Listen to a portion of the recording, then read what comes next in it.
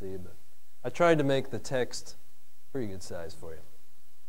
All right, we may have a few coming back in, but we're going to keep moving. Got a little more material to cover, and then we're going to get to the fun part. I get to ask you questions, and you get to answer. All right, let's talk about human skin for a while. Human skin is an organ. I asked my wife as we were driving up here what the biggest organ was. She said her stomach, so I know what she was thinking about.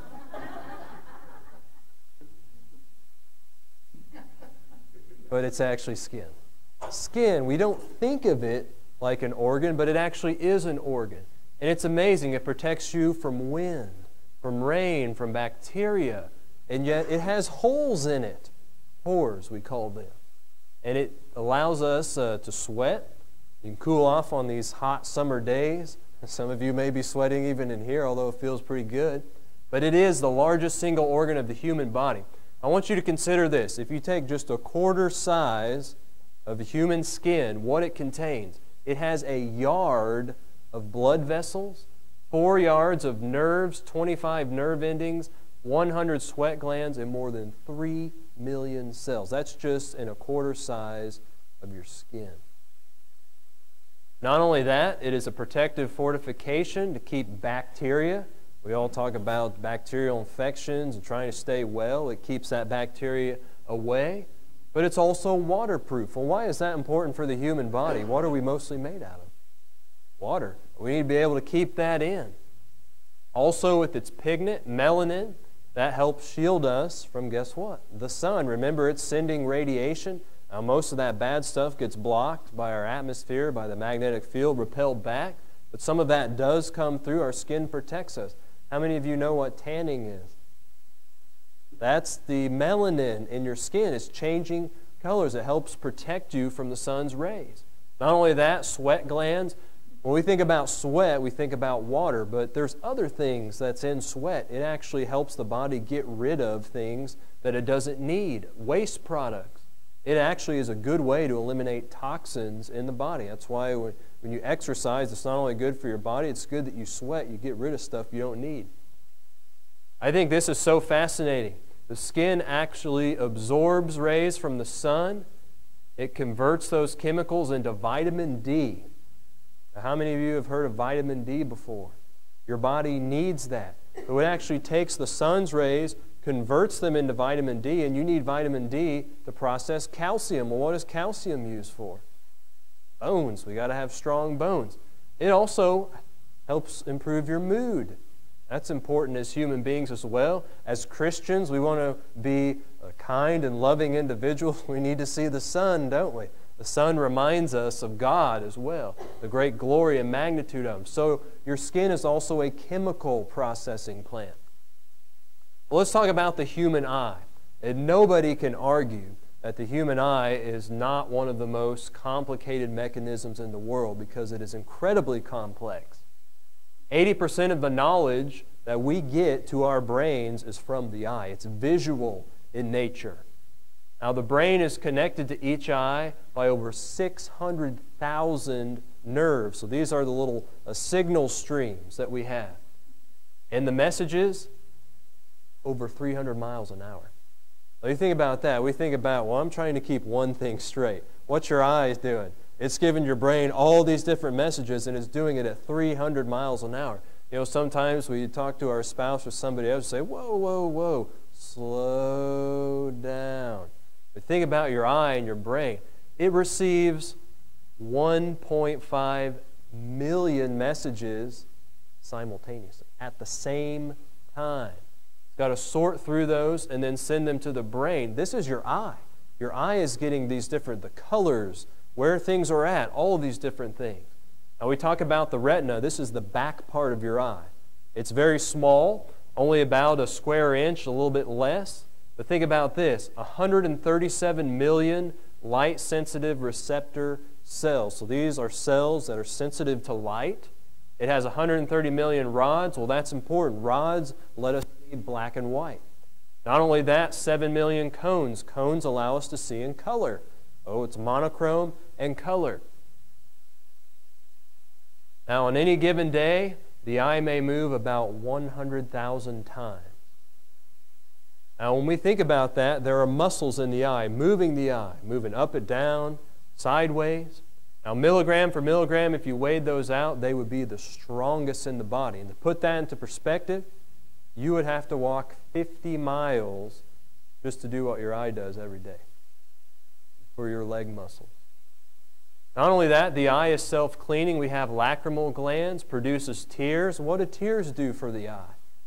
Well, they get rid of things in the eye. They flush away dirt, dust, foreign materials. Not only that, within the tears that we make, it actually is antibacterial. Did you ever know that? It can actually kill bacteria. Well, why would that be important in the eye? Well, we don't want bacterial infections. And this part's good. How many of you ever get stressed from time to time? We have stress. The eyes can actually take turns resting one another. When one eye will rest, let the other one do about 90% of the work, and then they reverse themselves and lets the other eye rest. Isn't that amazing? Two eyes, and they work together so well to allow you to see and to process all this visual information.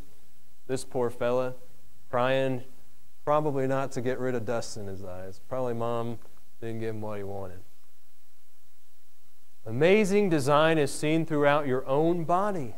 These things could not have happened without intelligent design.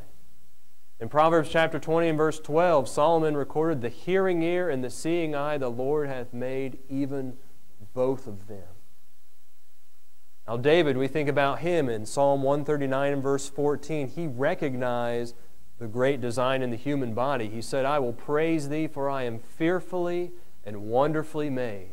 Marvelous are thy works, and that my soul knoweth right well." David understood the great design in his human body. But there's something else about our human body. God is going to hold us accountable for what we do in it. 2 Corinthians chapter 5 and verse 10, "For we must all appear before the judgment seat of Christ, that everyone may receive the things done," what?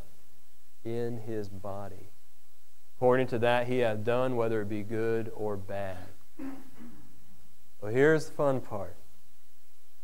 You've been presented with three different areas that show rationally that intelligent design is there versus evolution, versus chance. I have some questions for you. Is there anything else other than God which would represent an adequate cause for this magnificent universe?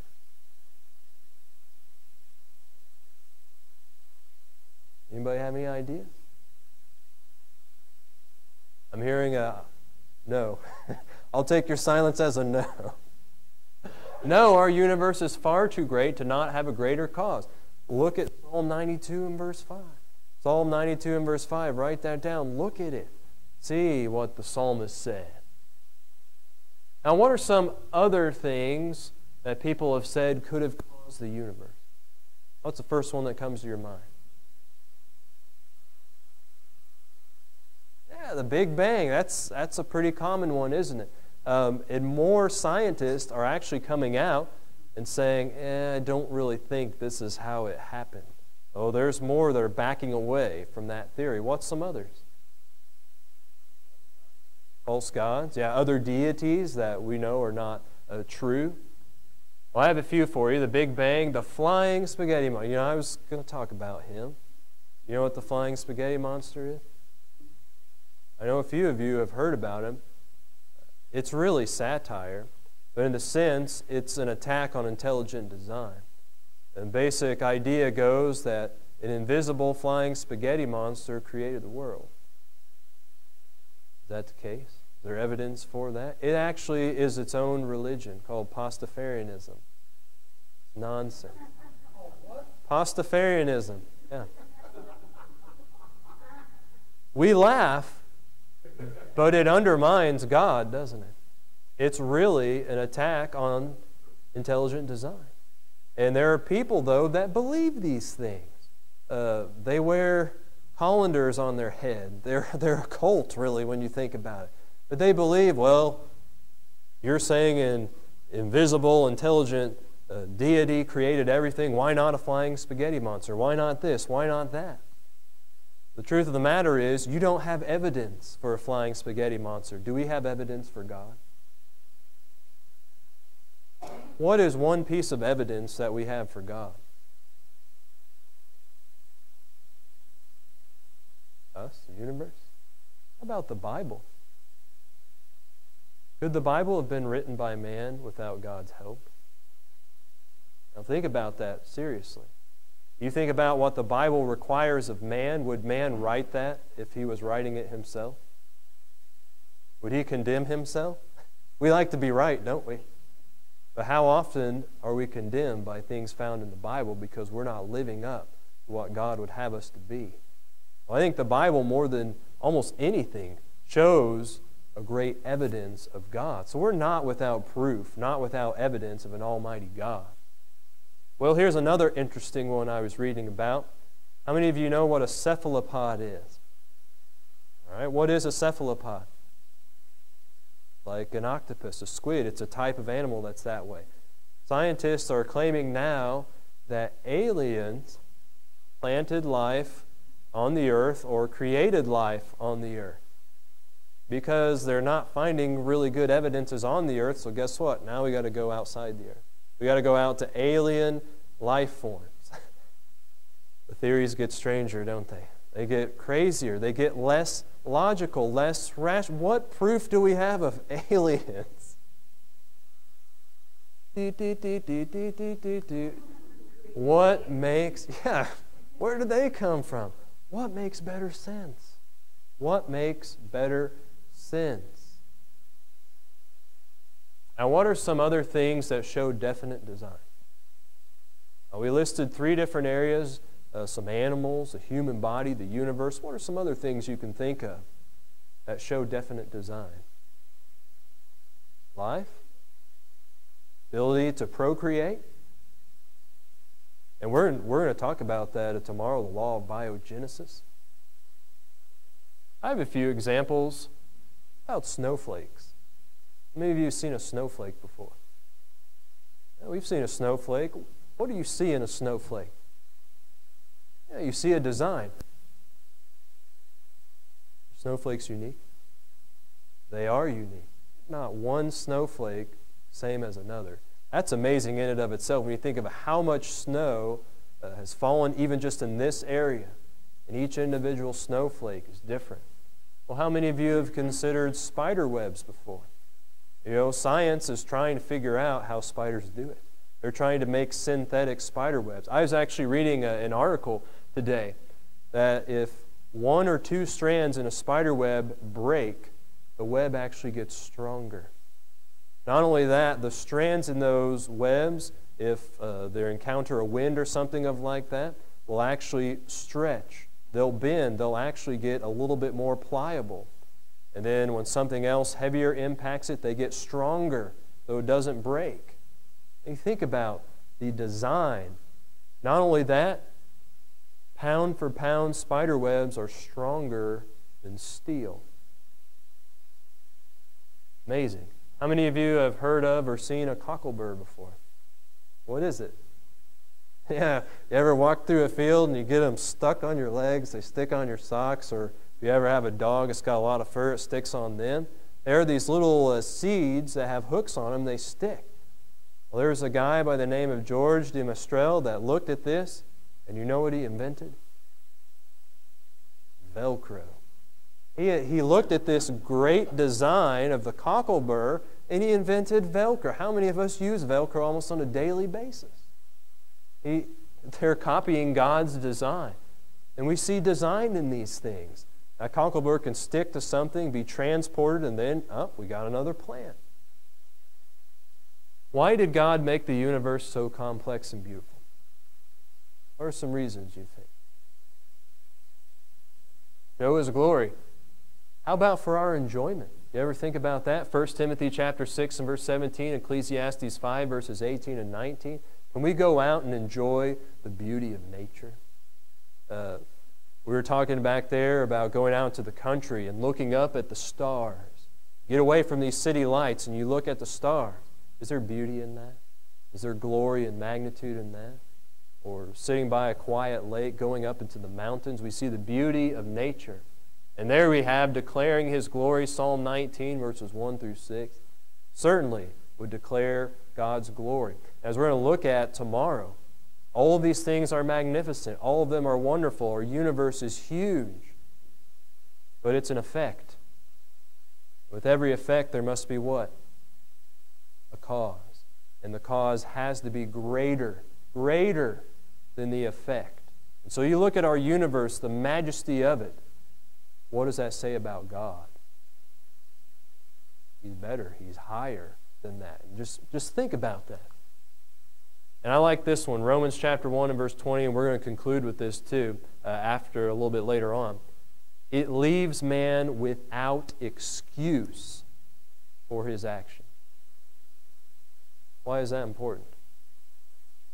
Remember, we're all going to appear before the judgment seat, and there are going to be those that said, well, Lord, when did I see you hungry? When did I see you naked? When did I see you out in the cold? They offer excuses. But the universe, all of these things leave man without excuse. So even though nature itself does teach us many things about the Creator, there are some things that it cannot teach. Now, what other source do we have to go to learn about the Creator? That's right, it's the Bible. But what are some things revealed in the Bible that are not revealed through nature about God? Give me one thing.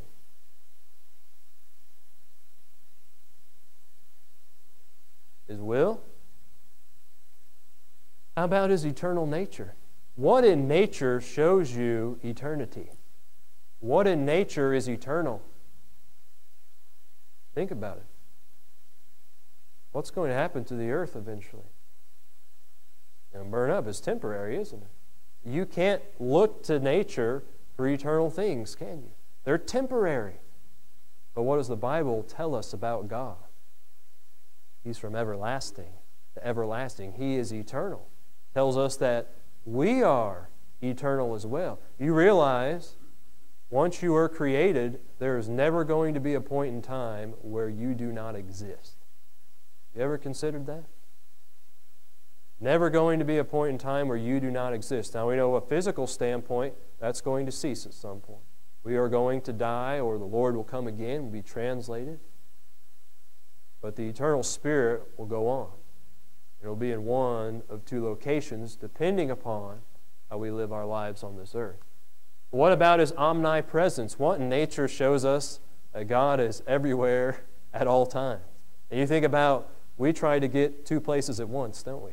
We don't do that very well. But God is everywhere at all points in time. Psalm 139, verses 7 through 16. And then here, His will, His plan of salvation. You have to go to the Word of God to get the plan of salvation. Well, there are many things in the universe that even the smartest human beings don't understand. But what does that fact say about the designer of the universe?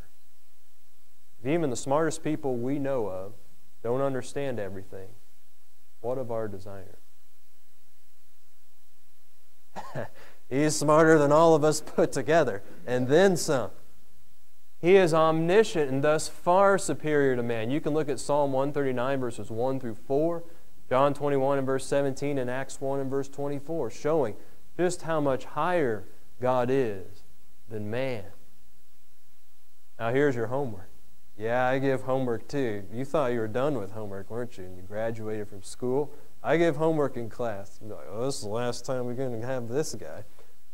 Job 38 through 41. I want you to study that. At least sometime this week. Study Job 38 through verse 41. I'm going to set up the context for you. Here is Job. He's offering complaints. He wants his day in court with God. He wants an explanation as to why these things are. And you know who shows up in Job 38? Out of the whirlwind? God does. And what does God do? He starts listing off all of these different things. Gird up your loins like a man. Explain these things to me. And what is Job's final reply? I am vile. He's speechless. What can you say to the Almighty Creator? Please study that. Now, brilliant inventors have designed camcorders and other technological wonders. We thank them for that.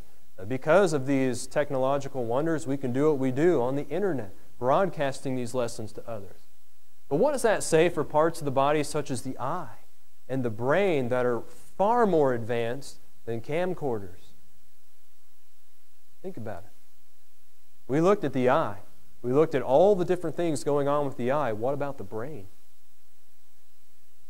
There's a lot going on in the brain, isn't there? All the various things that it's controlling. But what does that tell us about God? Well, it tells us His ways are much higher than man's ways. Isaiah would say that in Isaiah 55, verses 8 and 9. But let's hear the conclusion of the whole matter. Does design demand, really require, a designer? Well, what do you think the answer to that question is? The writer of the book of Hebrews stated in chapter 3 and verse 4, "For every house is builded by some man, but he that built all things is God." Now, if we go out and we look at a house, we look at something that's being constructed, do we assume that just happened by chance? That, these piles of wood just decided, I'm going to form into a wall, I'm going to nail myself together, and I'm going to build a roof on top of me. Not the way it works. You don't get a poem without a poet.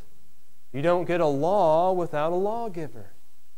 You don't get a painting without a painter, a musical score without a composer. And these things are rather small, aren't they? But you think about, they're all pointing to somebody designed them. Somebody spent time, energy, effort, and intelligence to make these things. Well, just as surely one does not get purposeful design without a designer. The design inherent within the universe, from the starry sky to the magnificent eye, testifies that God does exist. This is powerful evidence. Now, if you look at Acts chapter 14, verses 15 through 17, Paul actually uses this twice. This is one that we're going to look at here. But he actually speaks to the people at Lystra. They attempted to worship him and Barnabas. They did a miracle. They did something that was supernatural. These must be gods.